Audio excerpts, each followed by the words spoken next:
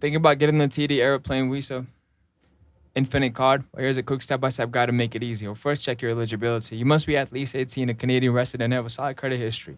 Having your income details and address history ready will streamline the process. Next, head to the official TD Canada Trust website and find the Airplane Visa Infinite card page. Take a moment to review the perks like airplane points on every purchase, a strong welcome offer, and a premium travel insurance. When you're ready, click Apply Now. Enter your personal details, name, address, date of birth, along with employment information and annual income. TD will run like a soft credit check initially, so your credit score won't be impacted. If that check passes, you'll proceed with the full application, often receive an instant decision. If you have yours approved, your card typically arrives in the mail within 7 to 10 business days.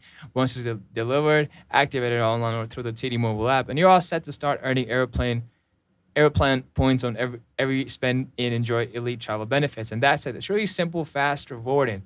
If this guide helped you out, please like, subscribe, and drop a comment if you'd like me to cover another card text next. Oh, yeah. Thanks for watching. See you next time around.